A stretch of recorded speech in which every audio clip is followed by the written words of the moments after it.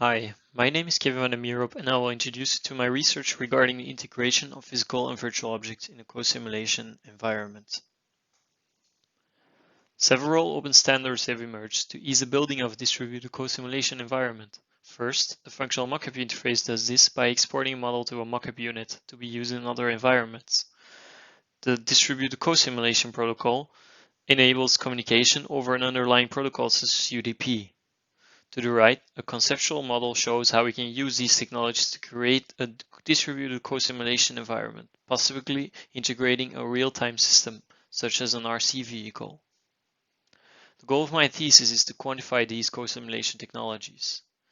To the right, we see the desired architecture. There are two main components to the system, a controller and an RC vehicle. The speed of the vehicle is compared to a desired velocity in the controller, which is run on a separate machine. By integrating each technology in this use case in a step-by-step process, we can isolate the impact of each respective step. We start with a fully local simulation, working our way towards the end architecture on the right. As stated, we start by simulating everything locally. A plant model was created to simulate the RC vehicle. A PID controller controls the throttle signal depending on the measured velocity. Here, we see live data from Simulink running a specific driving cycle profile.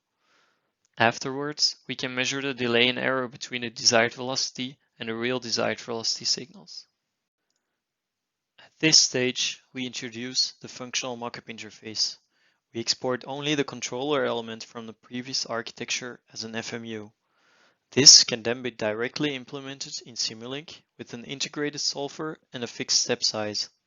Important here is maintaining a multiple integer of the step size as a communication step size in Simulink.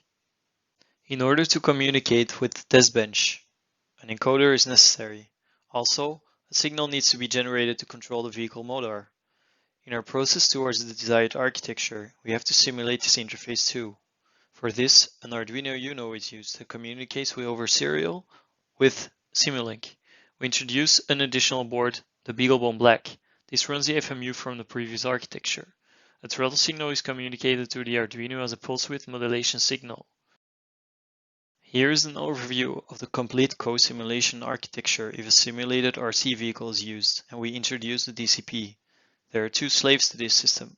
One runs a controller FMU and one is used to communicate with the encoder simulator.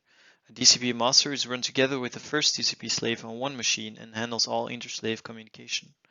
Both slaves communicate with each other over UDP, and each element can now be placed on a separate location running over Internet. We can now replace a plan model for the RC vehicle with a physical vehicle and run experiments on a mixed physical-virtual distributed co-simulation environment.